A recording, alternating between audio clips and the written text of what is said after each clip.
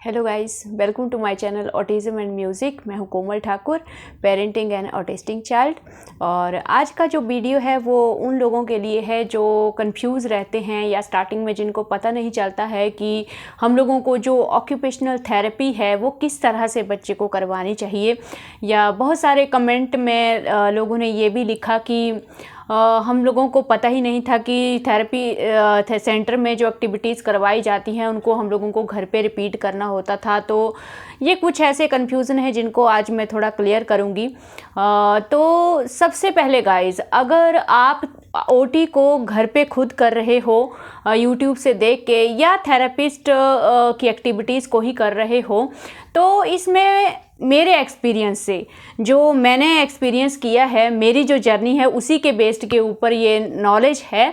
तो ये मैं पहले ही आपको बता देती हूँ। मेरे हिसाब से जितना मैंने ऑटिज़म को जाना है तो किस तरह से ओटी सेशन हम लोगों को अरेंज करना चाहिए, तो ये बहुत ज़रूरी होता है कि ओटी का जो सेशन बनाया जाए 1 आवर का या उससे कम टाइम का एक सेशन बनाया जाए, एक्टिविटीज़ को अरेंज किया जाए ताकि बच्चे में ऑटिज़म के जितने भी सिम्टम्स हैं उन सब एक्टिविटीज़ को हम लोग उस सेशन में इंक्लूड करें और हम लोग ये श्योर करें कि सारी एक्टिविटीज़ जो हैं हम लोग डेली रेगुलर वेज में करें, क्योंकि तभी आपको रिज़ल्ट देखने को मिलते हैं।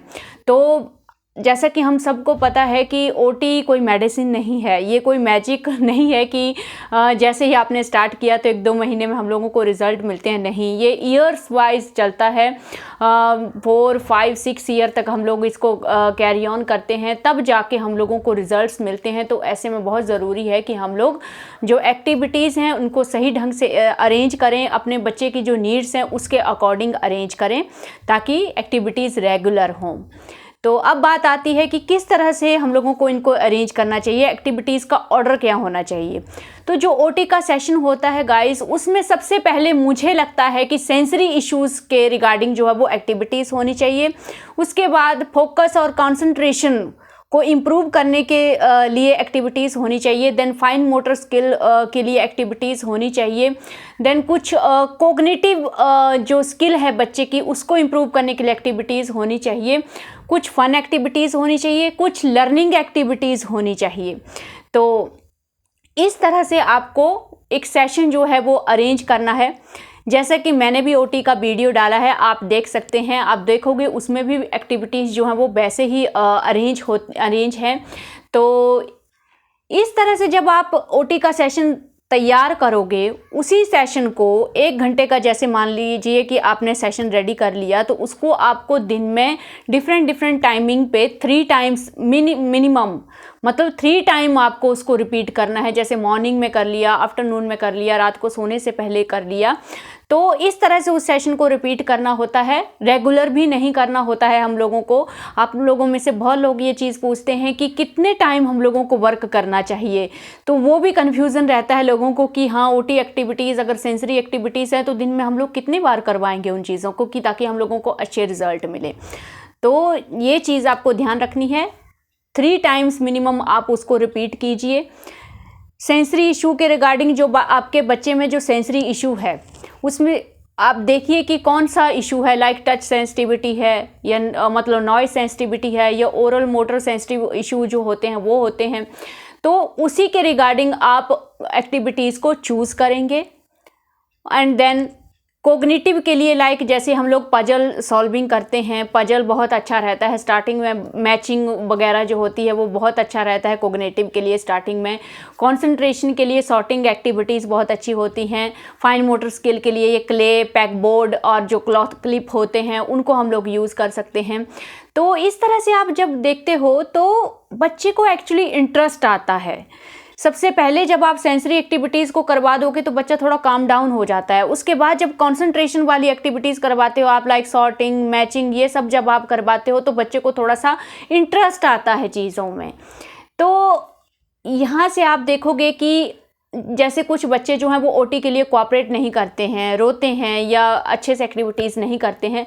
तो इस तरह से जब आप एक डेली एक पर्टिकुलर ऑर्डर में एक्टिविटीज़ को अरेंज करते हो तो बच्चे के दिमाग में भी वो ऑर्डर बैठ जाता है और ईजिली वो जो है उसको हैबिट पड़ जाती है डेली उन एक्टिविटीज़ को करने के लिए। तो एक तो ये इस चीज़ का बहुत अच्छा फ़ायदा होता है। तो इसी के रिगार्डिंग यहाँ पे आपके सारे कन्फ्यूज़न दूर हो चुके हैं और ये जो एक्टिविटीज़ हैं ये आप YouTube से देख सकते हो, या मैंने भी बहुत सारी एक्टिविटीज़ डाली हैं, वहाँ से आप लोग चूज़ कर सकते हो। तो यहाँ पे ऐसा नहीं है गाइस कि आप दिन के 12 घंटे में से मतलब पूरा दिन मैक्सिमम टाइम बच्चे के पीछे लगे हो ये सोचकर कि हाँ बच्चा जल्दी इम्प्रूव होगा। मुझे नहीं लगता हम लोगों को ऐसा करना चाहिए। टाइमिंग ज़रूर बीच में देनी चाहिए, एक फिक्स ऑर्डर में ही हम लोगों को चीज़ों को करना चाहिए। बाकी के टाइम आप लोगों को बच्चे को सोशलाइजेशन के लिए रेडी करना होता है। लाइक फैमिली में वो आपके साथ टाइम स्पेंड करे, आप जो डेली एक्टिविटीज़ करते हो उसमें बच्चा आपके साथ इन्वॉल्व हो, या बच्चे को थोड़ा सा एक लोनली टाइम भी मिले जिसमें वो अपना स्ट्रीमिंग बिहेवियर करता है या कुछ भी करता है, आपको अलाउ करना चाहिए। उसी दौरान आपको पार्क में भी या पब्लिक प्लेसेस में भी बच्चे को ले जाना चाहिए ताकि वो दूसरी लाइफ स्किल्स को भी सीखे। तो ओटी में आप ये मत समझो कि OT over and all OT ही सारा मतलब ट्रीटमेंट है और ओटी से ही सब कुछ बच्चा सीख जाएगा, इम्प्रूव हो जाएगा। तो ऐसा नहीं है गाइस। ओटी तो मैंने पहले भी आप लोगों को बोला है, ओटी सिर्फ बच्चे को रेडी करती है लर्निंग के लिए। नॉर्मल बच्चे की तरह आपको भी इन बच्चों को आप ही को सब कुछ सिखाना है, सब कुछ इंट्रोड्यूस करना है। तो ये थोड़ा सा अपने दिमाग में चीज़ें रखिए। अगर आप सेटिस्फाई हो जाते हो कि दिन में मैं ओटी एक्टिविटीज़ करवा देती हूँ, हो गया मेरा, तो यहाँ तक प्लीज़, यहाँ तक लिमिटेड मत रहिए।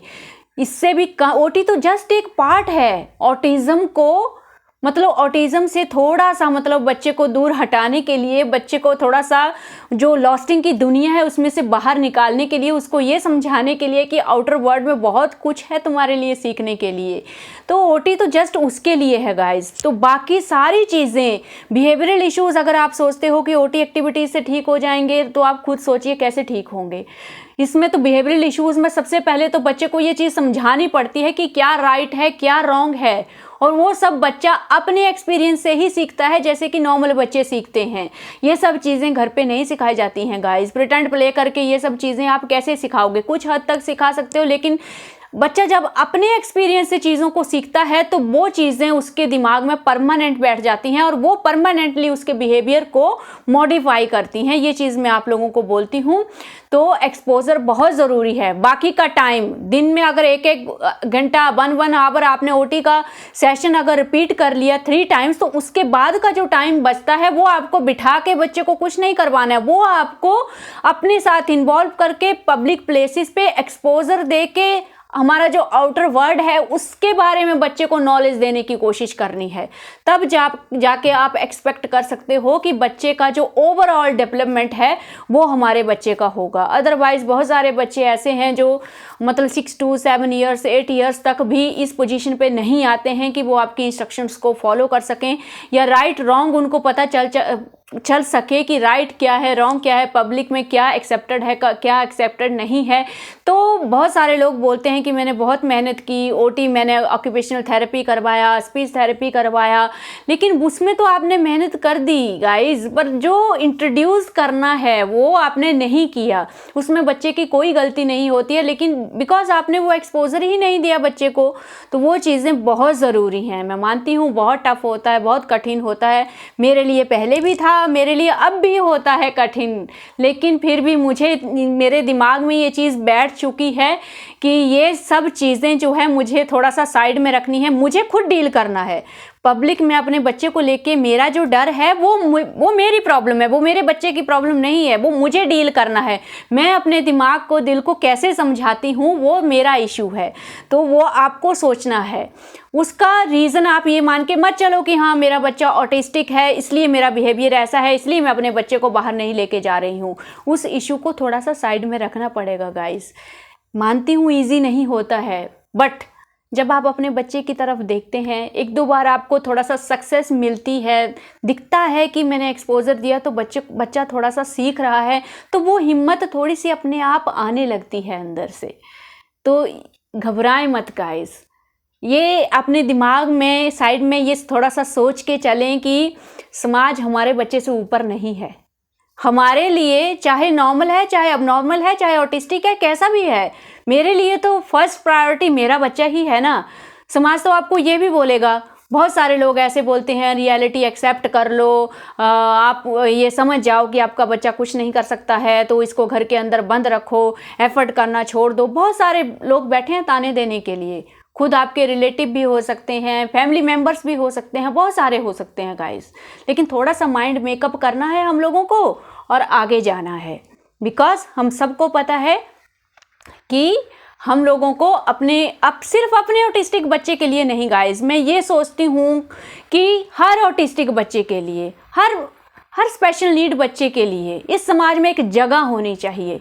मेरा आप ये समझ लो कि एक ड्रीम है कि एक ऐसा वक्त भी आए जब नॉर्मल बच्चे और ये सोसाइटी के लोग जो हैं, ये जो स्पेशल नीड वाले बच्चे हैं, इनको भी अपने साथ लेके चलें गाइस। तभी जो हम जो पेरेंट्स हैं, हम लोगों को जो सामना करना पड़ता है स्ट्रेस का या एम्बैरस होते हैं, वो सब चीज़ें तभी ख़त्म होंगी गाइस। तो धीरे धीरे मेरे मन से तो ये डर अब निकल चुका है। तो या तो लोग बोलते हैं तो मुझे असर ही नहीं पड़ता है, या बोलते हैं तो शायद मैं कभी कभी जवाब भी दे देती हूँ उस चीज़ का। तो थोड़ी सी कोशिश करेंगे तो आप भी उस सिचुएशन से बाहर निकल जाएंगे। मुझे भी टाइम लगा, आपको भी टाइम लगेगा, और आप अपना पूरा टाइम लो उस चीज़ से बाहर निकलने के लिए। बस एक ही चीज़ याद रखनी है कि फर्स्ट प्रायोरिटी हमारा बच्चा है गाइस। एक्सपेक्टेशन हम लोगों को नहीं रखनी है, हम लोगों को बस एफर्ट्स करने हैं गाइस। जितना हम लोग एफर्ट्स करेंगे, मुझे पता है एफर्ट्स करते हैं तो रिज़ल्ट तो हम लोगों को ज़रूर मिलते हैं। सो आई थिंक आपको इस वीडियो से हेल्प होगा, and thank you for supporting me.